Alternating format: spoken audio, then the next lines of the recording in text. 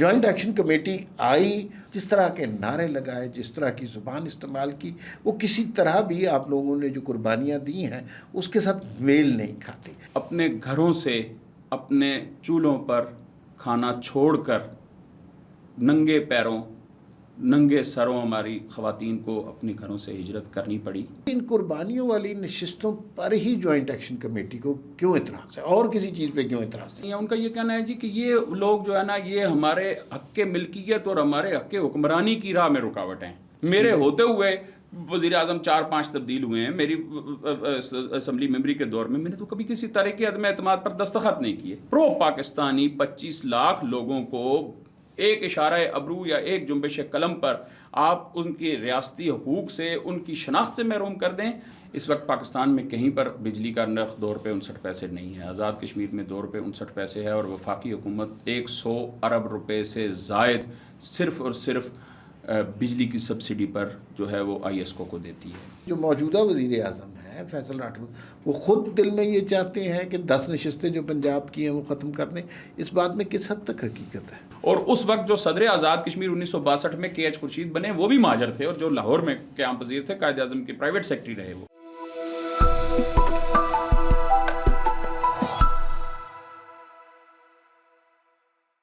ناظرین السلام علیکم، وی نیوز ایکسکلوسیو میں آج ایک بہت ہی امپورٹنٹ انٹرویو آپ کے لیے لے کے آئے ہیں۔ آپ کو پتہ ہے کہ کشمیر میں الیکشن ہونے والے ہیں، اور الیکشن کا ٹائم جون جولائی کا دیا جا رہا ہے، اور پھر اس کے بعد آپ کو پتہ ہے وہاں پہ ایک بڑی مشکل بھی گزشتہ عرصے میں رہی، اور اس کا نام جوائنٹ ایکشن کمیٹی ہے۔ اس حوالے سے بہت سی باتیں سامنے آئی ہیں، لیکن ایک جو بڑا اہم نقطہ سامنے آیا کہ ان کو بڑا اعتراض تھا مہاجر نشستوں پر۔ آج جو ہمارے مہمان ہیں اس موضوع پر بات کرنے کے لیے ان سے زیادہ قابل شخص ہے کوئی نہیں۔ یہ کشمیری ہیں اور راولپنڈی سے الیکشن لڑتے ہیں، اور ان کے والد 5 دفعہ اور یہ خود 3 دفعہ الیکشن لڑ چکے ہیں اور جیت چکے ہیں۔ احمد رضا قادری صاحب ہمارے ساتھ موجود ہیں، ان سے پوچھیں گے کہ کشمیر کی سیاست کا کیا حال ہے، جوائنٹ ایکشن کمیٹی پر قابو پایا جا رہا ہے کہ نہیں، اور آئندہ انتخابات میں کون جیتے گا۔ احمد رضا قادری صاحب، آپ کا بے انتہا شکریہ، آپ نے ہمیں وقت دیا۔ بہت شکریہ عمر صاحب، آپ نے۔ اچھا سر، پہلے اپنا پروفائل بتا دیں کہ آپ مثلا 8 دفعہ 5 دفعہ آپ کے والد اور 3 دفعہ آپ الیکشن جیت چکے ہیں۔ آپ مطلب جب 47 کے بعد کی کہانی سنائیں نا، یہ کہاں گئے، کہاں آئے، پھر یہاں سے کیسے الیکشن لڑنا شروع کیا، یہ مہاجر نشست آپ کو کیسے ملی؟ عمر صاحب بہت شکریہ، آپ نے مجھے آج اپنے پاس عزت بخشی۔ گزارش یہ ہے کہ میرے والد کم سنی میں اپنے خاندان کے ہمراہ 1947 میں میرا گاؤں ہے سلام آباد، تحصیل اڑی، اس وقت کا ضلع مظفر آباد تھا، آج کا ضلع بارہمولہ ہے، وہاں سے ہجرت کر کے براستہ چکوٹھی آزاد خطے میں داخل ہوئے۔ تو اس وقت چونکہ آزاد کشمیر میں انفراسٹرکچر نہیں تھا، رسل و رسائل نہیں تھے، بنیادی ضروریات نہیں تھیں، تو اس وقت کی حکومت پاکستان نے جو جموں کے علاقوں سے اور پونچھ کے علاقوں سے مہاجر آئے ان کو سیالکوٹ میں بالترتیب اور راولپنڈی میں سیٹل کیا۔ اسی طریقے سے جو ویلی سے لوگ آئے تو قریب ترین اس وقت ایبٹ آباد تھا، تو ہمارے کنبے کو ایبٹ آباد کے نواں شہر کیمپ میں جو ہے بطور پناہ گزین کے حکومت پاکستان نے پناہ دی، راشن دیا، ان کو بنیادی ضروریات زندگی فراہم کی۔ لیکن نواں شہر کیمپ میں کچھ عرصے بعد ہی ایک وبا پھیلی، تو اس وبا میں لوگوں کی اموات ہونا شروع ہوئی، تو اس وقت کی حکومت پاکستان نے اس کیمپ میں سے مہاجرین کو راولپنڈی شفٹ کیا۔ گورنمنٹ نمبر 2 اسکول جو راولپنڈی میں مری روڈ پر ہے، اس اسکول کے کیمپ میں میرا کنبہ جو ہے وہ رجسٹرڈ ہوا۔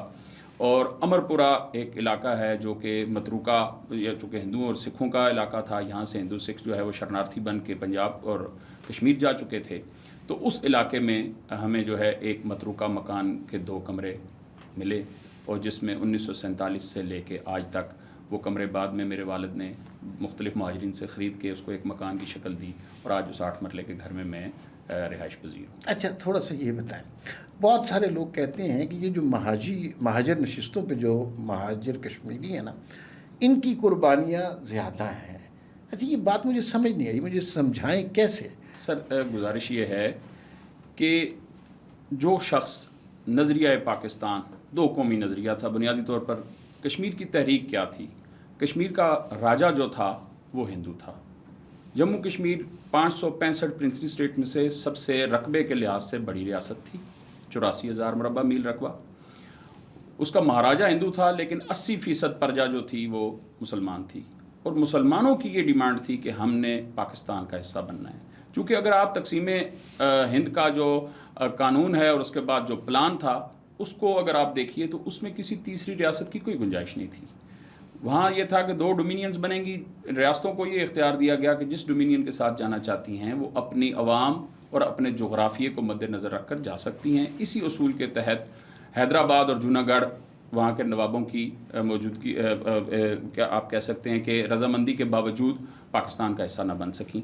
हम अपने पॉइंट पर ये आते हैं तो हम लोग जब वहाँ से अपना घर बार छोड़कर सिर्फ इस पाकिस्तान के साथ इल्हाक की खातिर पाकिस्तान की जो उस वक्त की जो कह लें कि पाकिस्तान की फ़ौज, पाकिस्तान का जो कबायली लश्कर और मुजाहिदीन का साथ देने पर हमें अपनी जान, माल, इज़्ज़त, आबरू के ख़तरात लाहक हुए, और हमें अपने घरों से, अपने चूल्हों पर खाना छोड़कर नंगे पैरों, नंगे सरों हमारी ख़वातीन को अपने घरों से हिजरत करनी पड़ी, सिर्फ़ इसलिए कि हिंदुस्तानी फ़ौज जो थी वो उसने हमारे इलाकों तक वो पहुंच चुकी थी और उसने कब्ज़ा कर लिया था। ये 27 अक्टूबर के बाद की बात है, और हम लोगों को उस लुटी पुटी हालत में सिर्फ इस नज़रिया इलाके पाकिस्तान की खातिर अपना घर बार छोड़कर यहाँ आना पड़ा। और आज भी मसला कश्मीर, अगर उसका बुनियादी फरीक वो 25 लाख मुहाजिर है जो अपने घर से दर बदर सियालकोट में, गुजरात में, गुजरांवाला में, रावलपिंडी में, लाहौर में, पंजाब के, KP के, सिंध के, बलूचिस्तान के मुख्तलिफ इलाकों में जो लोग आज भी आर्जी अलाटमेंट और आर्जी मुहाजिर के तौर पर मुकीम हैं, उनकी वजह से ये मसला ज़िंदा है। कश्मीर की आज़ादी की तहरीक या वैली के अंदर है, और या उस तहरीक के जो बुनियादी फरीक हैं वो मुहाजिर हैं जो इस तहरीक अच्छा, की वजह मुझे से ये अपने घर बताइए, से ये बाहर बात बिल्कुल समझ आती है। ज़ाहिर है आज़ाद कश्मीर में जो लोग हैं उनका रेजिडेंशियल स्टेटस तो नहीं चेंज हुआ ना, यानी उनकी रिहाइश की जगह नहीं चेंज जी। हुई। आप लोगों ने हिजरत की, दूसरे इलाकों में सेटल किया गया, बड़ी कुर्बानियाँ हैं, तो फिर इन कुर्बानियों वाली नशिस्तों पर ही जॉइंट एक्शन कमेटी को क्यों इतराज़ है, और किसी चीज़ पे क्यों इतराज़ है? सर, मैं इसमें ये एक लम्हा फ़िक्रिया है। मैं ये कहता हूँ कि वाए नाकामी मता कारवां जाता रहा, कारवां के दिल से एहसास ज़ियां जाता रहा।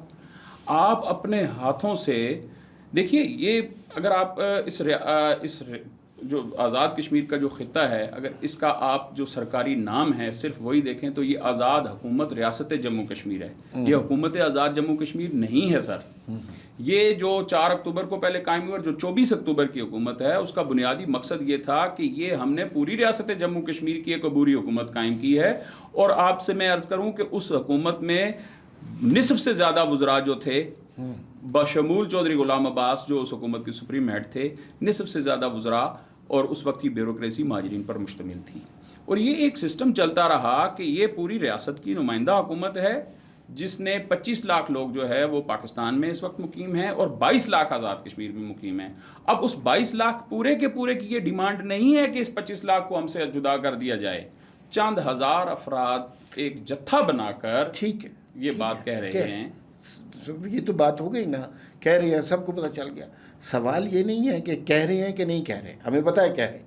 सवाल ये है क्यों कह रहे हैं। सर, ये ऐसा एक है जिसका उनके पास जवाब नहीं है। उनका ये कहना है जी कि ये लोग जो है ना, ये हमारे हक़ के मिल्कियत और हमारे हक़ के हुक्मरानी की राह में रुकावट हैं। कि जी जब वफाकी हुकूमत ने किसी हुकूमत को तब्दील करना होता है तो इनको बतौर टूल इस्तेमाल करते हैं। आपने पहले जैसे मेरे इंट्रो में ख़ुद फरमाया, मैं तीसरी दफ़ा इस असम्बली का हिस्सा हूँ और 5 दफ़ा मेरे वालिद साहब इस असम्बली का हिस्सा रहे। मैंने आज तक कभी किसी तरीके अदम एतमाद पर दस्तखत नहीं किए। मेरे होते हुए वज़ीर आज़म 4-5 तब्दील हुए हैं मेरी असम्बली मेंबरी के दौर में, मैंने तो कभी किसी तरह के अदम एतमाद पर दस्तखत नहीं किए। हाँ, वोट मैंने अपनी पार्टी के हुक्म के मुताबिक दिया होगा, लेकिन कभी मुहर्रक नहीं बने हम इसका। तो ये इस चीज़ को सिर्फ कि जी ये जो महाजरीन हैं ये वोट थोड़े लेकर आते हैं, भाई हम नुमाइंदगी 1.25 करोड़ वैली के मुसलमान की कर रहे हैं। जम्मू में हिजरत बड़ी पैमाने पर हुई और उसके आज भी आज़ाद कश्मीर के किसी भी हलके से ज़्यादा वोट जो है वो जम्मू के महाजरीन के हलकों में है। लेकिन आप इसको इस तरीके से नहीं तोल सकते। آپ اس کو اس طریقے سے نہیں ناپ سکتے، اس لیے کہ اس کے ساتھ مسئلہ کشمیر کے بنیادی فریق کو اگر آپ اس قضیے سے نکال دیں گے، ہمارا ووٹ کا حق چھین لیں گے، جو کہ اقوام متحدہ کی سیکورٹی کونسل کی قراردادوں کے مطابق ہمیں حاصل شدہ ہے. ہمیں یہ حق حاصل ہے کہ جس وقت بھی استصواب رائے ہوگا ہم اپنے ووٹ کے ذریعے سے ہندوستان یا پاکستان میں سے کسی کا انتخاب کر سکتے ہیں. تو یہ تو سوچنے کی بات ہے. میں یہ سمجھتا ہوں کہ ہمارے ذمہ داران کو یہ بات سوچنی چاہیے کہ پرو پاکستانی 25 لاکھ لوگوں کو ایک اشارہ ابرو یا ایک جنبش قلم پر آپ ان کے ریاستی حقوق سے، ان کی شناخت سے محروم کر دیں، تو یہ کسی صورت میں بھی نہ آئینی، قانونی، اخلاقی، سیاسی، سفارتی، مذہبی کسی لحاظ سے بھی یہ بات قابل قبول نہیں ہوگی. ٹھیک. اچھا، یہ جوائنٹ ایکشن کمیٹی جو ہے نا، ریسنٹ فنومینا ہے، بہت عرصے پہلے تو نہیں تھا. جوائنٹ ایکشن کمیٹی آئی اور ہر حکومت کے لیے ایک مسئلہ بن گئی. انہوں نے جو گفتگو کی، جو طرز عمل اپنایا، جو غیر سیاسی، غیر مہذب طریقہ ہے، جس طرح کے نعرے لگائے، جس طرح کی زبان استعمال کی، وہ کسی طرح بھی آپ لوگوں نے جو قربانیاں دی ہیں اس کے ساتھ میل نہیں کھاتے. یہ ایک افریط ہے، ایک مشکل ہے، لیکن کیا اس کا حل نکل گیا ہے؟ مسئلہ سالو ہو گیا ہے؟ 9 تاریخ کو یہ اب دوبارہ کیا سلسلہ ہو رہا ہے؟ دیکھیے سر، یہ جو ہے ہر دفعہ ہم سنتے ہیں مسئلہ ختم ہو گیا، مطالبات مان لیے ہر گئے. دفعہ ان کے مطالبات، دیکھیے پچھلی 3 دفعہ انہوں نے تحریک چلائی. پہلی تحریک آٹے اور بجلی کی تھی. اس وقت پاکستان میں کہیں پر بجلی کا نرخ 2 روپے 59 پیسے نہیں ہے. آزاد کشمیر میں 2 روپے 59 پیسے ہے، اور وفاقی حکومت 100 ارب روپے سے زائد صرف اور صرف بجلی کی سبسڈی پر جو ہے وہ ISCO کو دیتی ہے.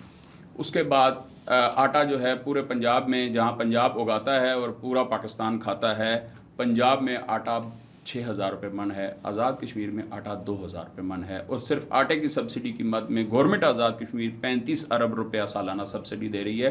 آپ صرف ایک چیز یہ دیکھیے کہ حکومت آزاد کشمیر کی جو اون ریسیٹس کا ٹارگٹ اس سال میں جو تھا وہ 74 بلین 74 ارب روپے تھا، اور ٹیکسز کی، اور تمام چیزوں کو ملا کر تقریباً 100 ارب روپے کے لگ بھگ جو تخمینہ تھا، جس میں سے ٹیکسز بھی کل مجھے کسی نے بتایا ہے کہ وہ ٹیکسز تقریباً جو ہے وہ اس کا نصف بھی ابھی تک جو ہے وہ ٹارگٹ اچیو نہیں ہو سکا. تو آزاد کشمیر کا بجٹ جو ہے وہ 310 ارب روپے ہے. آزاد کشمیر کا اگر آپ اون ریسیٹس اور سبسڈی کو ہی دیکھ لیجیے تو اون ریسیٹس کی تقریباً نصف جو ہے وہ صرف آٹے کی سبسڈی میں چلا جاتا ہے. اور اگر حکومت پاکستان اپنی ذمہ داریوں کا جو وہ کشمیریوں کے ساتھ اور کشمیر کاز کے ساتھ ایک پاکستان کی ریاست کی جو ایک کمٹمنٹ ہے، اگر اس کمٹمنٹ کا لحاظ کرتے ہوئے اپنی ذمہ داریاں پوری نہ کرے تو شاید یہ سب کچھ نہ ہو سکے. آپ نے یہ سوال کیا کہ ان کی وہ ہر دفعہ، اس لیے کہ پچھلی 3-4 مرتبہ ان کے تمام مطالبات کو من نوعاً تسلیم کیا گیا، بلکہ ایسے بھی کیا گیا کہ جو نہیں بھی مطالبہ تھا، راستے چلتے ہوئے بھی کسی نے کوئی چیز پکڑا دی تو وہ بھی منظور کر لی گئی. اگر آپ وہ 38 نکاتی جو چارٹر آف ڈیمانڈ تھی، اگر آپ اس کا ملاحظہ کیجئے تو اس میں سے اکثر مطالبات جو تھے وہ انتہائی مقامی اور سطحی نوعیت کے بھی تھے، کہ جن کے لیے اتنی بڑی کوئی تگ و دو کی ضرورت نہیں تھی کہ فلاں کو معاوضہ نہیں ملا، فلاں سڑک نہیں بنی، فلاں پل نہیں. بہرحال یہ لوکل سطح پر طے ہونے والے معاملات کو بھی قومی سطح پر لے جا کر اجاگر کیا گیا، اور حکومت پاکستان نے ان مطالبات کو تسلیم کیا. اب آپ نے یہ جو سوال کیا کہ یہ اس پر قابو جو ہے، وہ قابو آج تک جو نہیں پایا جا سکا وہ حکومت پاکستان کا پیار، محبت، مروت، ان کا لاڈ، اور آپ صلہ رحمی، یہ جو بھی آپ اس قسم کے الفاظ جو ہیں نا وہ کر سکتے ہیں. مسئلہ کشمیر کے ساتھ پاکستان کی کمٹمنٹ، کشمیریوں کو اپنا آنکھوں کا تارا بنا کر رکھنے کی ایک جو سوچ ہے، یہ وہ سوچ ہے کہ لیکن اس کا مطلب تو یہ ہے کہ آپ کہہ رہے ہیں کہ وفاقی حکومت نے نرمی کا مظاہرہ کیا، محبت کا، اور یہ مسئلہ اگر آہنی ہاتھ سے نمٹا جاتا تو یہ مسئلہ حل ہو سکتا تھا. یہ دیکھیے، جب مسائل پہلی دفعہ جب آٹے اور بجلی کا مسئلہ حل ہو گیا تو اس کے بعد جب انہوں نے کہا جی کہ ہم نے جشن فتح منانا ہے مظفر آباد جا کے، تو اس وقت بھی ریاست پاکستان نے کہا کہ جی ٹھیک ہے آپ چلے جائیے. اور وہاں پر پھر کیا ہوا کہ رینجرز پر پاکستان وہاں پر پتھراؤ ہوا، جلاؤ گراؤ ہوا، اس کے نتیجے میں جو ہے وہاں پر مزید فساد پھیلا. لیکن اس کے بعد اب جب یہ 38 نکات میں سے بھی 37 نکات پر جو ہے وہ سمجھوتا ہو گیا کہ 37 نکات مان لیے گئے، اور 38ویں نقطے پر جو مہاجرین سیٹوں کے خاتمے پر کمیٹی بنی، جو کہ آج بھی اس کی میٹنگ ہو رہی ہے، اس کی کل بھی میٹنگ ہے، یعنی وہ مسلسل اس کے اوپر ڈیلیبریشن جاری ہے. لیکن اب دیکھیے یہ ایک مسئلہ صرف سفارتی اور سیاسی نہیں ہے، یہ آئینی اور قانونی معاملہ بھی ہے. کسی بھی آئینی ترمیم کے لیے کسی بھی ہمارے آزاد کشمیر کے ایوان کا اور اسی طرح پاکستان میں 2/3 majority of the whole house جو ہے وہ مینڈیٹری ہے. تو یہ جس دن 36 آدمی اس ووٹ دیں گے تب جا کر یہ ہونی ہے. یہ بیک جنبش قلم کسی ایک شخص کے ہاتھ میں یہ معاملہ نہیں ہے کہ کوئی کہہ دے گا کون اور فیکون ہو جائے گا، یہ ایسے نہیں ہوگا. لیکن اس کے پرائز اینڈ کانس کو دیکھنے کی ضرورت ہے، اس کے منفی اور مثبت پہلوؤں کو دیکھنے کی ضرورت ہے کہ کیسے ایسا مطالبہ کہ جو 25 لاکھ لوگوں کو ان کے بنیادی انسانی حق، اپنے نمائندگی کے حق سے، ووٹ کے حق سے، ان کی شناخت سے محروم کیا جا رہا ہے، یہ کوئی اتنی آسان بات نہیں ہے. یہ 12 سیٹیں نہیں ہیں، یہ 25 لاکھ لوگوں کے مستقبل کا سوال ہے. آپ کو پتہ ہے کہ جب فیصل راٹھور صاحب آئے حکومت میں، بہت سے لوگوں نے بہت باتیں کی کہ بھئی اتنے تھوڑے عرصے کے لیے پیپلز پارٹی کیا کر سکتے ہیں، لیکن اس سب کے باوجود وہ حکومت میں آ گئے. اور توقع کی جا رہی تھی کہ وہ جوائنٹ ایکشن کمیٹی والے نوجوان آدمی ہیں اور ذرا ماڈرن طریقے سے جوائنٹ ایکشن کمیٹی کے معاملے کو سنبھال لیں گے. لیکن اب سننے میں یہ آ رہا ہے کہ جو موجودہ وزیر اعظم ہیں فیصل راٹھور، وہ خود دل میں یہ چاہتے ہیں کہ 10 نشستیں جو پنجاب کی ہیں وہ ختم کر دیں. اس بات میں کس حد تک حقیقت ہے؟ جی اس میں دیکھیے میں ان سے یہ توقع نہیں کر رہا تھا. ہمارے ساتھ چونکہ ہمارا ان کے ساتھ جو ہے وہ کولیگ رہے، ہم ایج فیلو بھی ہیں، ایک اچھا تعلق تھا. کچھ عرصہ پہلے تک ان کی یہ جو آج وہ جو پلے کر رہے ہیں نا اسمارٹ پلے، کچھ عرصہ پہلے تک وہ یہ نہیں کہہ رہے تھے. اب وہ آج میں جس نتیجے پر پہنچا ہوں، جو میرے پاس اطلاعات ہیں، کہ وہ در حقیقت ان کی یہ خواہش ہے کہ یا تو یہ سیٹیں جو ہیں کم ہو جائیں، ختم ہو جائیں، اور ان کا جو طریقہ انتخاب ہے وہ اس پر دلائل دے رہے ہیں کہ جی طریقہ انتخاب تبدیل ہو جائے، یعنی میرے ووٹ کا فیصلہ آزاد کشمیر میں بیٹھا ہوا آدمی کرے. تو اس کی کیا ضرورت ہے؟ جب میرے پاس ووٹ ہی نہیں رہے گا تو میری نمائندگی کی کیا ضرورت ہے؟ میرے نام پر کسی اور کو نمائندگی کرنے کی کیا ضرورت ہے؟ ٹھیک. فیصل راٹھور صاحب جو اس وقت اسمارٹ پلے کر رہے ہیں، ان کا یہ خیال ہے کہ یا تو یہ طریقہ انتخاب تبدیل ہو جائے یا ہمیں کچھ حصہ مل جائے، اور اگر یہ دونوں کام نہ ہو سکیں تو عوام وہ جو ایکشن کمیٹی کی ہمدردیاں تو کم از کم ہمیں حاصل ہو جائیں کہ ہم نے آپ کے لیے بڑی بھاگ دوڑ اور تگدو کی ہے. اچھا، لیکن پیپلز پارٹی کا اگلے انتخابات میں مستقبل تو کوئی نہیں نظر آتا. میں قطع نظر اس بات سے کہ وہ پارٹی وہاں پر کتنی فعال ہے یا نہیں ہے.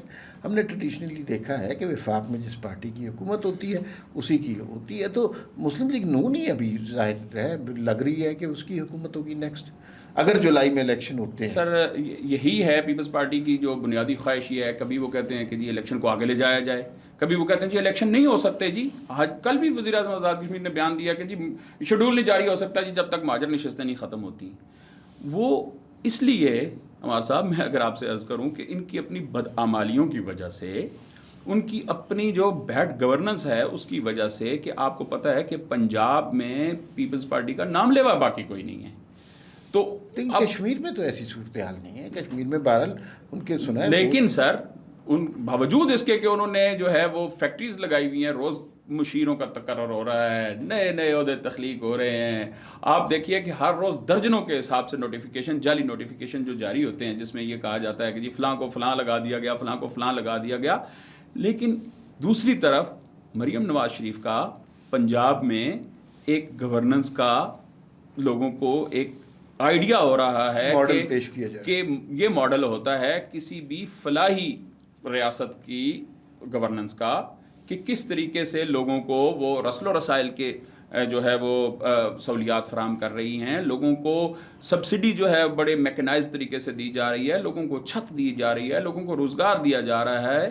یہ ساری باتیں جو ہیں وہ لوگ جب کمپیئر کرتے ہیں تو وہ یہ دیکھتے ہیں کہ کون جو ہے وہ ہمارے لیے بہتر حکمران ثابت ہو سکتا ہے. تو اس لیے لوگوں کا نہ صرف یہ کہ ایک جو آپ بات کر رہے ہیں تاثر کی، تاثر ایک ثانوی بات ہے، لیکن ایک جو ابتدائی چیز ہے وہ یہ بھی دیکھا جاتا ہے کہ کون کس کی کیا کیپیبلٹی ہے، کس کی کیا صلاحیت ہے اور کون کیا کر سکتا ہے. ٹھیک ہے، اس ذرا وجہ سے تھوڑا سا یہ بتا دیں نون لیگ کی کیا پوزیشن ہے، کیا الیکشن جیتنے کی پوزیشن میں ہے، الیکشن جیتنے کے لیے نعرہ کیا لگائیں گے، کیا ان کے اندر یہ کیپیسٹی ہے کہ وہ جو افراتفری ہے اس کو ختم کر سکیں؟ دیکھیے میں یہ سمجھتا ہوں کہ پچھلے جو ہم بھی اس حکومت کا میں بھی حصہ تھا، ایک مخلوط حکومت کا حصہ تھے. اس سے پہلے پی ٹی آئی کی 2 حکومتیں آئیں. بنیادی طور پر جو پچھلی ڈاکٹرائن تھی جو 2022 تک چلتی رہی، یہ سارا کیا دھرا اس کا ہے، جس میں سیاسی جماعتیں جو ہیں ان کا رول جو ہے وہ بڑا محدود ہوا، ان کو انڈرمائن کیا گیا، ان کو ارریلیونٹ کرنے کی کوشش کی گئی. لیکن اب میں یہ سمجھتا ہوں، اور یہ اسی گڈ فیتھ میں ہماری جماعت نے، پاکستان مسلم لیگ نون نے، باوجود اس کے کہ ہم نے یہ فیصلہ کیا تھا کہ ہم نے حکومت میں کا حصہ نہیں بننا، ہم نے اپوزیشن میں بیٹھنا ہے، لیکن ہم نے فیصل ممتاز راٹھور صاحب کی سربراہی میں بننے والی حکومت کو، فیصل راٹھور صاحب کو وزیر اعظم کا ووٹ دیا. آپ نے بنایا ہے انہیں وزیر اعظم؟ صرف اور صرف اس لیے ووٹ دیا کہ ہمارے ووٹ کے بغیر وہ وزیر اعظم بن نہیں سکتے تھے. ہم نے صرف اور صرف اس کو کہ یہ ایک پارٹی کی مضبوط اور مستحکم حکومت قائم ہو جو کہ آزاد کشمیر میں افراتفری اور اس کشمکش اور اس فتنے اور فساد کے ماحول کو ٹھیک کرے، لوگوں کو جو ہے وہ گڈ گورننس کے ذریعے سے حکومت اپنے ہونے کا احساس دلائے. وہ نہیں کر سکے، آپ کر سکتے ہیں؟ جی انشاءاللہ. اگر ہمیں الیکشن، مجھے امید ہے کہ الیکشن وقت پر اگر ہو جائیں، جولائی میں ہو جائیں، اپنے ٹائم پر ہو جائیں. دیکھیے ایک بات میں آپ سے عرض کروں، یہ پیپلز پارٹی کی یہ ڈیمانڈ ہے، ایکشن کمیٹی کی یہ ڈیمانڈ ہے کہ ہم الیکشن کو وقت پر نہیں ہونے دیں گے، اور پیپلز پارٹی کہہ رہی ہے کہ جی نہیں ہونے چاہیے الیکشن. پیپلز پارٹی اور جوائنٹ ایکشن کمیٹی کے مطالبات ایک ہو گئے؟ جی اب آ کر ایک ہو گئے. دونوں ایک سیم پیج جو ہے وہ تقریباً مجھے محسوس ہو رہا ہے. جو 2-3 دن سے وزیر اعظم آزاد کشمیر کے پیدر پہ بیانات آ رہے ہیں، ان سے تو یہ لگ رہا ہے کہ اب جو ہے Nattha Singh and Prem Singh one and the same thing والی صورتحال ہو گئی ہے. اور ان کی ڈیمانڈز اور ان کی ڈیمانڈز جو ہیں وہ آپس میں مل گئی ہیں. وہ ڈیمانڈز یہ ہیں کہ جی الیکشن بر وقت نہیں ہو سکتا. اگر یہ یاد رکھیے گا، اگر الیکشن بر وقت نہ ہوا تو آزاد کشمیر میں یہ جو جمہوری نظام کا تسلسل ہے، جو لوگوں نے، کسی نے خیرات میں نہیں دیا، لوگوں نے، اگر آپ آزاد کشمیر کی کانسٹیٹیوشنل ہسٹری، اگر آپ کے پاس وقت ہو تو میں 2 منٹ میں آپ کو اس کو مختصراً یہ عرض کر دوں کہ جب یہ عبوری حکومت قائم ہوئی تو ایک رولز آف بزنس کے تحت یہ 1960 تک یہ نظام چلتا رہا. 1961 میں پہلی جو جمہوری حکومت، وہ بنیادی جمہوریت کے نام پر جو بنی، اس میں ٹوٹل 2400 آدمی ووٹر تھا، جس میں سے 1200 مہاجر تھا اور 1200 اس میں آزاد کشمیر کے لوگ تھے. اور انہوں نے جو حکومتیں قائم کی، ان میں سے بھی نصف جو اس وقت اسٹیٹ کونسل بنی، نصف مہاجر تھے اور نصف جو تھے وہ آزاد کشمیر کے لوگ تھے. اور اس وقت جو صدر آزاد کشمیر 1962 میں کے ایچ خورشید بنے، وہ بھی مہاجر تھے، اور جو لاہور میں قیام پذیر تھے، قائد اعظم کے پرائیویٹ سیکرٹری رہے وہ. اس کے بعد یہ 1962 سے لے کے 1967 تک یہ صدارتی نظام کے تحت یہ معاملہ چلتا رہا، اور ایک جو تھا وہ بنیادی جمہوریتوں کا نظام تھا. اس کے بعد 1968 میں آ کے اتحاد ثلاثہ کے نام سے سردار عبدالقیوم خان، سردار ابراہیم خان اور کے ایچ خورشید نے ایک اتحاد بنایا، جس کو اتحاد ثلاثہ کا معروف نام دیا گیا. اور اس نے آ کے یہ ڈیمانڈ کی کہ 1 مین 1 ووٹ کی بنیاد پر آزاد کشمیر میں جو ہے وہ جمہوری نظام قائم کیا جائے. تو پہلی جو اسمبلی 70 میں وجود میں آئی وہ 1 مین 1 ووٹ کی، گو کہ وہ صدارتی نظام تھا. لیکن وہ اسمبلی جو تھی وہ یحییٰ خان نے وہ دستور دیا جو 1974 تک چلا. اور اس کے بعد جو پہلا پارلیمانی نظام آزاد کشمیر میں متعارف ہوا وہ 1974 کے دستور کے تحت 1975 میں انتخاب ہوا، جس میں وزیر اعظم، اور وہ وزیر اعظم بھی خان عبدالحمید خان، وہ مہاجر تھے. تو یہ نظام جو ہے 1975 سے آ کے جو ایک جمہوری نظام کا تسلسل چل رہا ہے، بعض عاقبت نااندیش عناصر اس جمہوری نظام کے تسلسل کو جھوٹے نعروں سے، الزام تراشیوں سے، دشنام ترازیوں سے اس سسٹم کو ڈی ریل کرنا چاہتے ہیں. میرے خیال میں یہ کسی کے فائدے میں نہیں ہوگا. سسٹم کو ڈی ریل کرنے میں جوائنٹ ایکشن کمیٹی بھی واضح طور پر نظر آتی ہے. آپ کو اس میں کوئی بیرونی ہاتھ، بیرونی ایجنڈا لگتا ہے؟ یہ اس کے اوپر تو دیکھیں بہت سارے لوگ بات کر چکے ہیں، بہت سارے شواہد جو ہیں وہ. آپ کا کیا خیال ہے؟ میں اس پر اپنی رائے جو ہے وہ اس کو سر دست محفوظ رکھتا ہوں. ٹھیک ہے. کینڈیڈیٹ کون ہے وزیر اعظم کا اگر مسلم لیگ نون جیتتی ہے تو؟ دیکھیے یہ فیصلہ میاں نواز شریف صاحب نے کرنا ہے. ویسے تو پارٹی ہماری کے صدر شاہ غلام قادر صاحب ہیں، سابق وزیر اعظم راجہ فاروق قادر صاحب ہیں، اس کے علاوہ بھی لیکن فیصلہ جو ہے بہرحال میاں نواز شریف صاحب جو ہے وہ پارلیمانی پارٹی کے مشورے سے جو جب انتخاب ہو جائے گا، جو اسمبلی وجود میں آئے گی، تو اس کے مطابق میاں صاحب کا یہ فیصلہ ہوگا، جس کو وزیر اعظم بنائیں گے وہی وزیر اعظم ہوگا۔ آخری سوال، آپ ظاہر ہے کشمیر کے مسائل سے بہت اچھی طرح واقف ہیں، بہت سلجھی ہوئی گفتگو بھی کرتے ہیں، مقبوضہ کشمیر کے لوگوں سے ظاہر ہے رابطہ یہ تو نہیں ہو سکتا کہ نہ ہوتا ہو، ان کے دکھ آپ فیل نہ کرتے ہوں، ان کی مجبوریاں، ان کے ماتم کی آوازیں آپ تک نہ پہنچتی ہوں، ان کا کیا حال ہے؟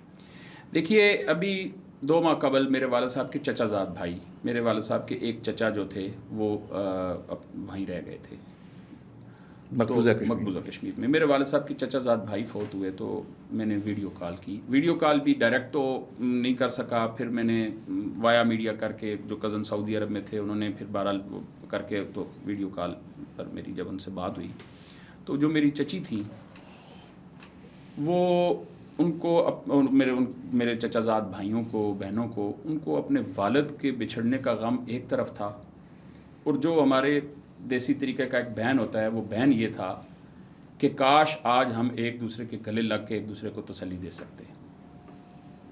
یہ مہاجر کا غم ہے، جس کسی نے ہجرت کاٹی ہو، اللہ کے رسول مدینہ منورہ جا کر بھی مکے کو بھولے نہیں۔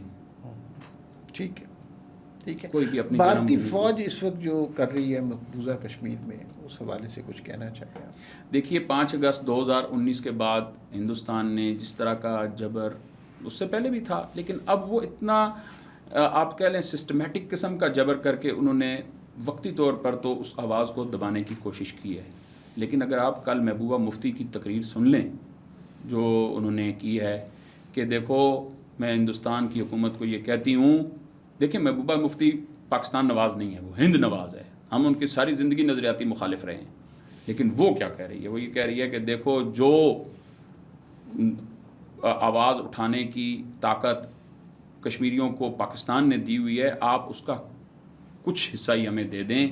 ان کی بات دیکھیں کہ وہاں پر ہر آدمی کو اظہار رائے کی کتنی آزادی ہے، آپ نے ہمیں کس طرح دبا کر رکھا ہوا ہے، وقتی طور پر تو آپ نے ہمیں دبا لیا ہے، لیکن یہ آواز نکلے گی اس وقت سے ڈریں۔ یہ ہندوستان کی حکومت کو کل وہ کر رہی تھی، میں نے سوشل میڈیا پر اس کی تقریر دیکھی ہے، تو یہ وقتی طور پر انہوں نے اس تحریک کو دبانے کی کوشش کی ہے۔ یہ تحریک دب نہیں سکتی، کچھ عرصے کے لیے مدھم ضرور ہو سکتی ہے، لیکن یہ آگ سرد نہیں پڑے گی انشاءاللہ۔ بہت شکریہ احمد رضا قادری صاحب، آپ سے مل کر بہت خوشی ہوئی، اور آپ جیسے لوگ جو شیلے پڑھے لکھے اور ہونے چاہیے قیادت میں، کشمیر کی قیادت میں، اور مجھے توقع ہے کہ آپ سے دوبارہ بھی ملاقات ہوتی رہے بہت گی۔ شکریہ۔ آپ کی تشریف آوری کا بے انتہا شکریہ۔ ناظرین، پھر ملاقات ہوگی، اللہ حافظ۔